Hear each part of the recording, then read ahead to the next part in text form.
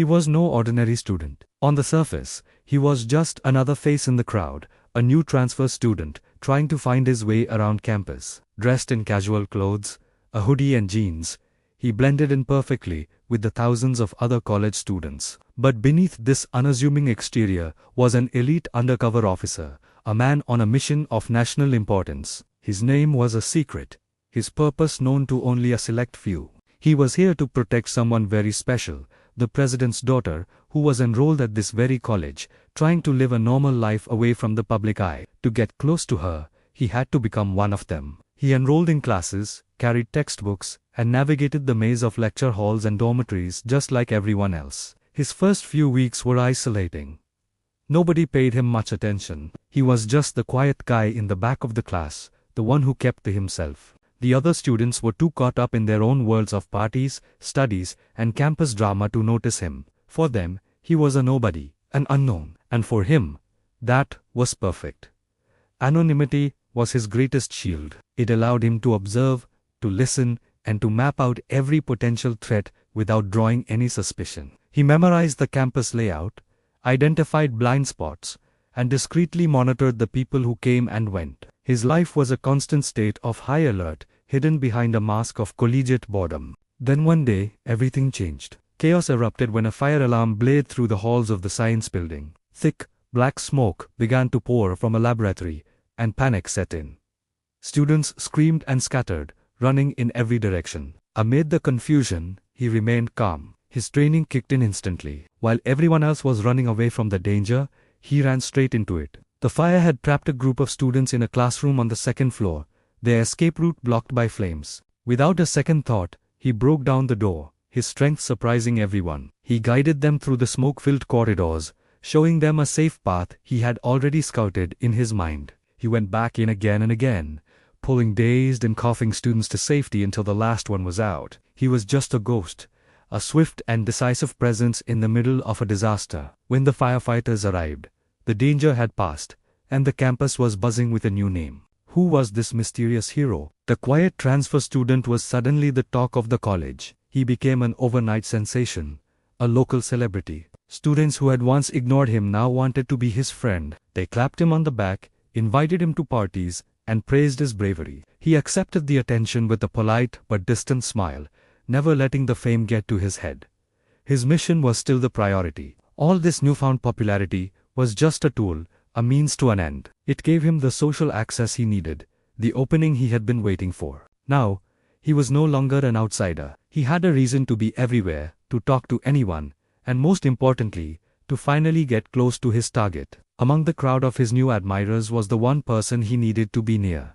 The president's daughter, intrigued by the stories of his heroism, she approached him, thanking him for what he did. This was the moment he had planned for. He played the part of the humble hero perfectly, striking up a conversation with her. They started talking, first about the fire, then about classes, music, and dreams. He found she was down to earth and kind, someone who just wanted a genuine connection.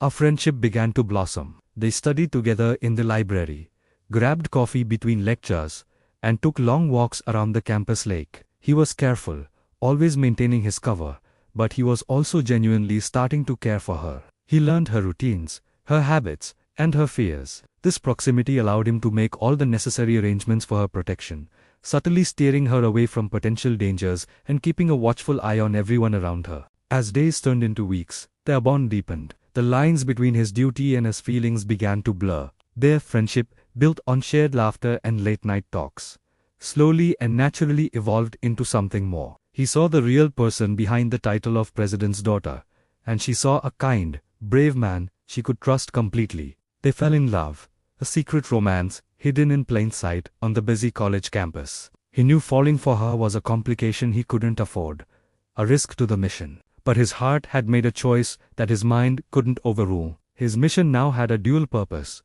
to protect the president's daughter as his duty, and to protect the woman he loved with all his heart. This love made him more vigilant, more determined than ever. The stakes were no longer just professional, they were deeply personal. Then, the day he had been preparing for finally arrived. The enemy made their move. A heavily armed team of mercenaries stormed the campus, their target clear. Panic and terror spread like wildfire as gunfire echoed across the quad. Students ran for their lives. But this was no random act of violence. This was a coordinated attack to abduct the president's daughter. As her security details scrambled, he was already in motion. His calm demeanor was gone, replaced by the lethal focus of a seasoned operator. He grabbed her, pulling her away from the chaos. His mind was a whirlwind of escape routes and contingency plans he had rehearsed 1,000 times. He was always one step ahead, anticipating the enemy's movements, using his intimate knowledge of the campus to his advantage. They moved through service tunnels, across rooftops, and through hidden passages. The enemy always just a few steps behind. The attackers' leader broadcasted their demands. They wanted the release of their captured commander, a notorious terrorist leader, in exchange for the president's daughter. The nation was thrown into a crisis. The president faced an impossible choice, but the attackers had made a fatal miscalculation. They had underestimated the man protecting her. He wasn't just a bodyguard. He was a one-man army. Using makeshift traps and brilliant guerrilla tactics, he began to dismantle the enemy force, one by one. He turned the entire campus into his personal battlefield, using the environment to create diversions, set ambushes, and neutralize the threat. He wasn't just trying to survive. He was actively hunting them. His goal was not just to save her, but to completely eliminate the enemy and end their threat for good.